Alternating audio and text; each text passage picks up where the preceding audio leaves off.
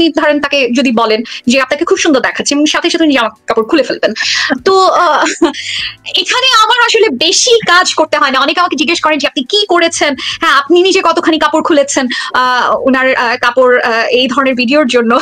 তো আমার আসলে সত্যি কথা বলতে আমার বেশি কিছু করতে হয়নি। উনি আমাকে যে পরিমাণ ইনফরমেশন দিয়েছেন, শুধুমাত্র আমি বলেছি যে আপনাকে খুব সুন্দর দেখাচ্ছে, আপনার কাফ মাসল ইজ বিউটিফুল, এই বলার সাথে সাথে উনি আমাকে বিভিন্ন রকম ছবি পাঠিয়েছেন। 3 ইঞ্চির যে হিসাবটা, এটা মানে আপনি এটা একটা কথার কথা, মানে যেহেতু আপনারা সরাসরি এটা না উনি মাস্টারবেট করতে করতে আমাকে ছবি তুলে পাঠাচ্ছেন।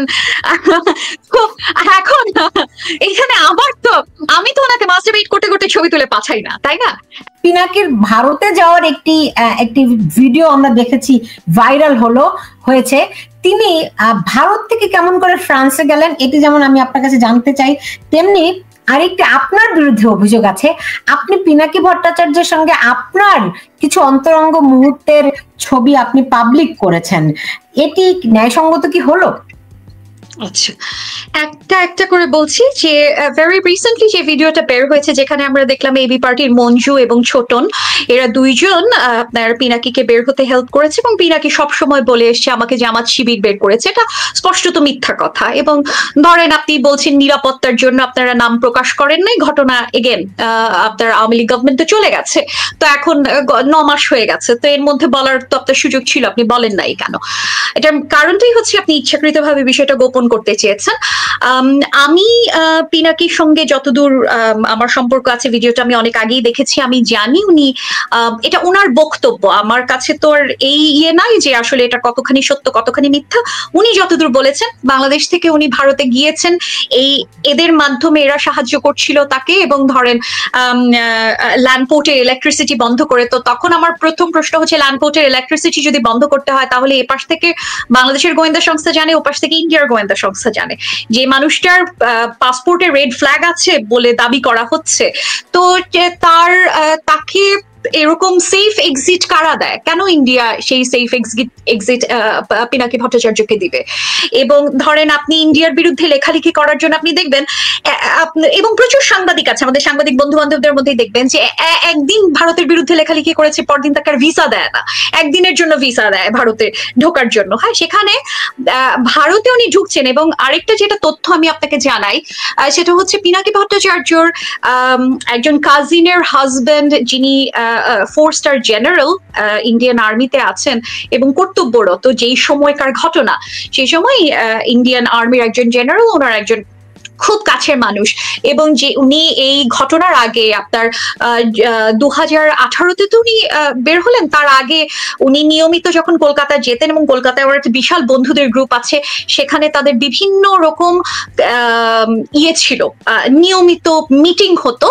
এবং এই 4-স্টার জেনারেলের সঙ্গেও তার ফোর্ট উইলিয়ামে বেশ কিছু ছবি ছিল, যেই ছবিগুলো উনি হাইড করে ফেলেন পরবর্তীতে ইন্ডিয়ান একজন জেনারেলের সাথে সরাসরি যোগাযোগ।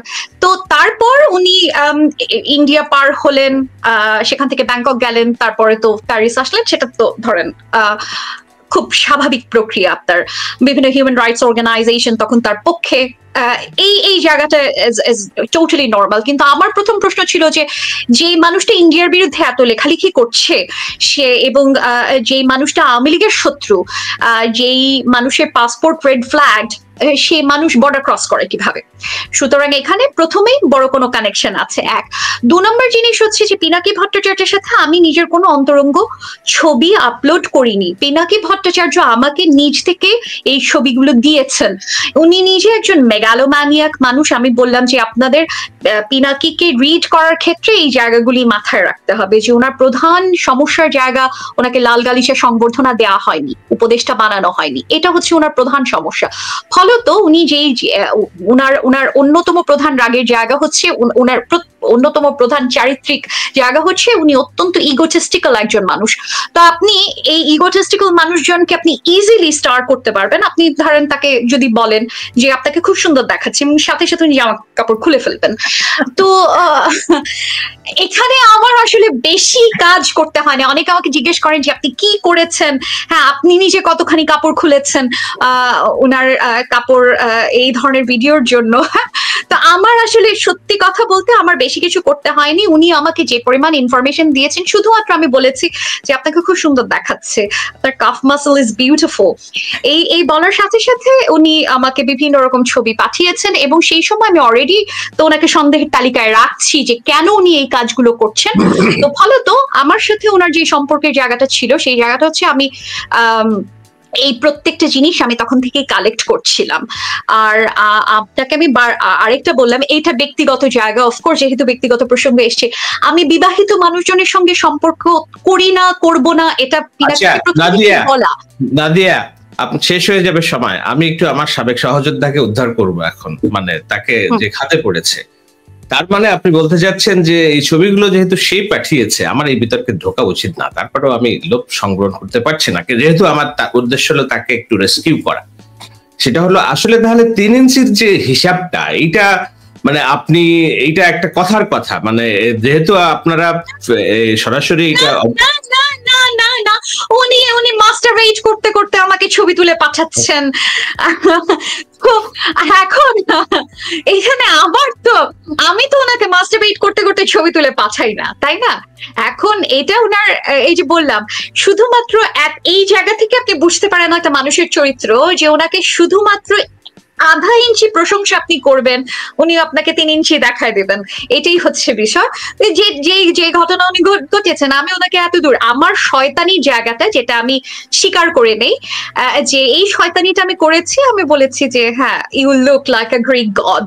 হ্যাঁ, এটা হচ্ছে আমার শয়তানির জায়গা, কারণ এবং অসততার জায়গা। আমাকে যদি কেউ অনৈতিক বলে, এই জায়গা আমার অসততা, অনৈতিকতা 100% আছে, কারণ আমি প্রথম থেকে চিন্তা করছিলাম যে এই লোকের অন্য কোনো ইন্টারেস্ট আছে, এবং আমি এই জিনিস বের করতে চাই, এবং আমি ইনফরমেশন কালেক্ট করার জন্য যা যা করতে হয় সেই সময় আমি সেই ইনফরমেশন কালেক্ট করছিলাম। সো এইটাকে আপনি কনটেক্সট ছাড়া যদি বলেন যে একটা মানুষের নিউড ভাইরাল করা, is it ethical?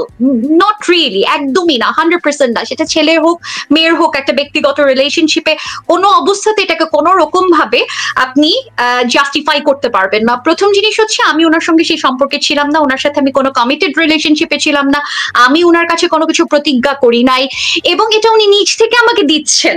সেখানে আমি ওনাকে একবারের জন্য বলি নাই যে আপনার ছবি আমি কখনো বাইরে বের করব না। এবং অন টপ অফ ইট, এই জিনিসটা আমি এতদিনও ধরে রেখেছি, যতদিন পর্যন্ত আমার মনে হয়েছে যে না, যত যা ইন্টারেস্ট থাকুক, তারপরও বাংলাদেশের জন্য কাজ করছে, তারপরও he is doing something for the country. তারপর যে মুহূর্তে আমি দেখছি যে না, he is getting out of the hand, যে আউট অফ প্রপোর্শন উনি যা যা করছেন, তখন আমার মনে হচ্ছে যে ইটস দ্য রাইট টাইম। এবং দেখেন, এগেন, অনৈতিক যদি আপনি আমাকে বলেন, অনৈতিক অবশ্যই, কিন্তু কাটা দিয়ে কাটা তোলা ছাড়া আমি আর অন্য কোনো প্রেম যুদ্ধে কোনো নৈতিকতা কাজ করবে না। এটা আমার কাছে যুদ্ধ, কারণ আমি মনে করি পিনাকি ভট্টাচার্য বাংলাদেশের জন্য বাংলাদেশের অন্যতম প্রধান শত্রু, এবং বাংলাদেশের অন্যতম প্রধান প্রবলেম, যে কারণে আমার তার সাথে এই কাজটা করতে 1 সেকেন্ডের জন্য নৈতিকভাবে আটকাবে না। অন টপ অফ ইট, উনি এই কাজগুলো অন্যান্য অনেকের সাথে, আওয়ামী লীগ, বিএনপির প্রচুর নেতাদের সাথে উনি নিজে করে এসছেন। উনি প্রচুর ডিবি হারুন থেকে শুরু করে অন্যান্য এক গাদা মানুষের বডি শেমিং উনি নিজে করেছেন। এক গাদা বিষয়ে উনি পার্সোনাল বিষয়ে স্টার করেছেন, যে জিনিসগুলি আমার সাথে যখন ব্যক্তিগত যোগাযোগ ছিল, আমি ওনাকে অনেকবারই বলেছি যে এই কাজগুলো করছেন কেন আপনি, ইটস ভেরি আনএথিক্যাল। উনি আমাকে তখন একটু বলেছেন যে দেখেন, রাজনৈতিক জায়গায় কোনো ন্যায় অন্যায় নাই, তো সেই একই ওষুধ যদি আমি পিনাকিকে খাওয়াই, তাহলে এখন ন্যায় অন্যায় প্রসঙ্গ আসে না। কারণ আমি মনে করি যে যার প্রধান সমস্যা ইগো, তাকে আমি ইগো দিয়ে ঘায়েল করতে পারি। কারণ আমি অ্যানালিটিক্যালি প্রচুর পোস্ট লিখেছি যে আসলে কিভাবে রয়ের এজেন্ট হিসেবে উনি কাজ করছেন, তার ডকুমেন্ট আমি সাবমিট করেছি, আমি তার বয়কট নিয়ে আমি লম্বা লম্বা লেখা লিখেছি। এই জিনিস তো পিনাকির ফলোয়াররা দেখবেন না, পড়বেনও না, এবং তাদের মাথা দিয়েও আপনি এই শোটা শুরু হওয়ার আগে বলছিলেন শাহেদ, যে ইভেন অনেক শিক্ষিত মানুষ এই জিনিসগুলো দেখে। কেন দেখে? কারণ আমি বললাম তো 90% সত্য কথা, এবং আমি এই জিনিসটা অন করি, আমি বিলিভ করি যে হ্যাঁ, আওয়ামী লীগ গভর্নমেন্টের আমলে এই ঘটনাগুলো ঘটেছে। আওয়ামী লীগ গভর্নমেন্টের আমলে জামাত শিবির বলে হরে ধরে লোকজনকে ট্যাগ করা হয়েছে, বিএনপির নেতা কর্মীদের যে পরিমাণ অত্যাচার করা হয়েছে, সাধারণ মানুষ যেরকম অত্যাচার করা হয়েছে, সেই জিনিস জিনিসগুলি আমরা তো সেই জিনিসগুলি 100% বিশ্বাস করি। ফলত আপনার উনি যখন বক্তব্য দাঁড়া করান, তখন সেই বক্তব্যের মধ্যে আমরা কোনো ফাঁক পাই না, এবং বেশিরভাগ সময় একটা বড় অংশের শিক্ষিত ছেলেমেয়েরা তাকে সাপোর্ট করছিল এই জায়গা থেকে। এবং যেটা আসলে প্রধান সমস্যা হিসেবে এখন দেখা যাচ্ছে যে এই এই এই পাওয়ার প্র্যাকটিস তাকে কোন জায়গায় নিয়ে গেছে, যেটা আসলে আলটিমেটলি ইন দি এন্ড বাংলাদেশকে ডিস্টেবল করতে হেল্প করছে। এটা অনেকটা ওই যে কলার মতো, আপনি কলার মধ্যে ঢুকায় একটা বড়ি দেন, মানে কলাটা তো কলাই 90% কলা, কিন্তু ঢুকায় আপনি একটা দিয়ে দেন, মগজ ধোলাইয়ের একটা বিষয় দিয়ে দেন, কলার সাথে খেয়ে ফেললো জিনিসটা, কিন্তু কি যে খাইলো, পয়জন খাইলো, এইটা নাই। তো সেরকম একটা বিষয় আমার মনে হয় যে আমরা ইউটিউবাররা কথা বলছে কিন্তু একজন কেন্দ্রিক আলোচনা হচ্ছে, আরো বহুত ইউটিউবার আছে, আমরা আরো আলোচনা করছি। আপনারা তো একই সঙ্গে আপনাদের কথা অনুযায়ী যুদ্ধ করছিলেন, হ্যাঁ, তো সেখানে কবে থেকে আপনাদের এই আন্ডারস্ট্যান্ডিংটা হলো যে সে বাংলাদেশের শত্রু? এখন এইটা বাংলাদেশের শত্রু যেটা বলছে নাদিয়া, বিষয়টা হলো এরকম। দেখুন আমি বলি, আমার বিরুদ্ধে যখন আইসিটি একটা মামলা হলো, এটা 2018 সাল, 19 সালে, তখনও তো তার আগ দিয়ে সে দেশ থেকে বেরিয়েছে, রাইট? আমার সাথে বহুত রিফিউজির কথা হয়েছে। একটা দেশের যেই কারণে সালাউদ্দিন আহমেদ ভারতীয় সীমান্তে নিজেকে আবিষ্কার করার পরে ওই দেশের আদালত প্রক্রিয়ার মধ্যে দিয়ে তার ট্রাভেল পাসটা সবকিছু নিতে হয়েছে, এটা সিস্টেম আছে। আপনি একটা ভিনদেশী নাগরিক আরেকটা দেশের মাটিতে যেয়ে আপনি ফ্লাই করতে পারেন না, you don't have that rights, এবং কোনো সিস্টেমই নাই। তো ভারতের মাটিতে যে বাংলাদেশের পাসপোর্ট নিয়ে উনি কিভাবে ফ্লাই করলেন, আমার সাথে জোবেন সন্ধির কথা হচ্ছিল প্যারিসে, উনি বলছেন যে ওনাকে শুধুমাত্র একটা ট্রাভেল পাস ম্যানেজ করার জন্য এটাকে কি বলে 2.5 মাস তাকে অপেক্ষা করতে হয়েছে, এবং বিমানে ওঠার পরেও তাকে নেমে যেতে এসকর্ট করে নামানো হয়েছে। পরে ইন্টারন্যাশনাল নানান বডি তাকে এসে রেস্কিউ করেছে।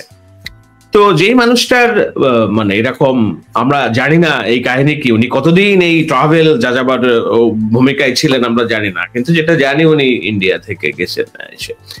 তো কোন রকম ভারতের এজেন্সির সংশ্লিষ্টতা ছাড়া, ভারত সরকারের সংশ্লিষ্টতা ছাড়া এইটা করা সম্ভব না, এবং সেই জায়গাটা হয়েছে। এবং আমার বিরুদ্ধে যখন মামলা হলো আইসিটি অ্যাক্টে, মুশতাক সহ যখন 11 জনের বিরুদ্ধে মামলা হলো, মুশতাক তো মারা গেল, তাই না? তো সেই জায়গায় হ্যাঁ খুন করা হয়েছে, খুন করা হয়েছে তাকে। তা আমিও যদি দেশে থাকতাম, আমাকে কারাগারে নিয়ে খুন করা হতো, হয়তো এভাবে মেরে ফেলা হইতো। তখনও পর্যন্ত তো তারা ধরাছোঁয়ার বাইরে, তাদের নামে কোনো মামলা টামলা কিচ্ছু নাই, তাই না? তারা এই গভর্নমেন্টের, আওয়ামী লীগ গভর্নমেন্টের সাথে ছিল। পরে যখন এই মামলার চূড়ান্ত চার্জশিটে যখন লেখালেখি হলো অনেক জায়গা থেকে যে এরা অনেকে করছে, প্রথম আলো এই কালের কণ্ঠ লেগে গেল তার বিরুদ্ধে, পরে হয়তো তার নাম ঢুকানো হয়েছে। তো এখন কথা হচ্ছে যে তুমি যদি এত বড়ই ভারত বিরোধী হয়ে থাকো, এত বড়ই যদি আওয়ামী লীগের শত্রু হয়ে থাকো, সে যেটা হয়েছে এই রিসেন্ট ইউটিউবের তার ডমিনেন্সটা ক্রিয়েট হওয়ার পরে এখন আলোচিত, কিন্তু এর আগে তার যে সকল কর্মকাণ্ড সেটা এখানে নাদিয়া যে সন্দেহ করছে, সেটা সন্দেহটা সমীচীন যে তার যে ভারত সংশ্লিষ্টতা, এটা এড়িয়ে যাওয়ার কোনো কারণ নাই।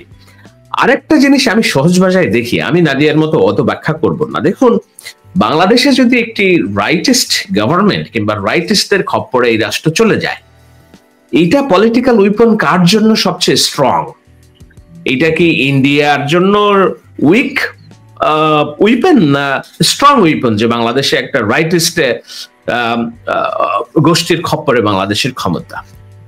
আপনি যদি বলেন এটা ইন্ডিয়ার জন্য দুর্বল অস্ত্র, তাহলে আমার কিছু বলার নাই, কিন্তু আমি মনে করি এটা ভারতের জন্য সবচেয়ে বড় অস্ত্র। যে ওকে, ইন্টারন্যাশনাল কমিউনিটি, তোমরা তো আমাকে পাত্তা দিচ্ছ না, বাংলাদেশে দেখো এখানে কি হচ্ছে, উগ্রপন্থা, এখানে দেখো কি হচ্ছে। সো যুক্তরাষ্ট্র ইসরায়েল আক্রমণ করেছে কোন অজুহাতে? যে আমার রাষ্ট্রীয় নিরাপত্তার জন্য হুমকি। দুঃখিত, মানে ইসরায়েল কেন আক্রমণ করেছে এবং যুক্তরাষ্ট্র কেন বৈধতা উৎপাদন করছে? আমার রাষ্ট্রের নিরাপত্তার জন্য হুমকি। যখন একটা পাওয়ারফুল স্টেট কোনো একটা থার্ড স্টেটকে বলে যে এই আমার রাষ্ট্রের নিরাপত্তার জন্য হুমকি, সেখানে ইন্টারন্যাশনাল কনভেনশন ফেইল করে। যখন সেই কজ দেখায় যে আমার রাষ্ট্রের জন্য হুমকি, এই হুমকি মোকাবেলায় আমার যা ইচ্ছা করার অধিকার আমার রাষ্ট্র হিসেবে আছে। তো বাংলাদেশ যখন একটা রাষ্ট্র, এখানে রাইটিস্টদের উত্থান হবে, রাষ্ট্র বেদখল চলে যাবে উগ্রপন্থীদের, এইটা তো ইন্ডিয়ার জন্য জায়েজ হয়ে গেল। বাংলাদেশকে দখলে নেওয়া, বাংলাদেশকে সৈন্য পাঠানো, যে আমার রাষ্ট্র নিরাপত্তার জন্য হুমকি, সেই কাজটা করতে যে সহযোগিতা করছে তাকে আপনি বাংলাদেশের বন্ধু কেমনে বলবেন, সেটা আমার হিসাবের মধ্যে আসে না। এবং এইখানে যদি ভারতের রিস্টাবলিশমেন্ট এস্টাবলিশড হয়, তার পরোক্ষ সুবিধাভোগী কি বিএনপি হবে, জামাত ইসলামী হবে, না আওয়ামী লীগ হবে? এটা তো সহজ হিসাব।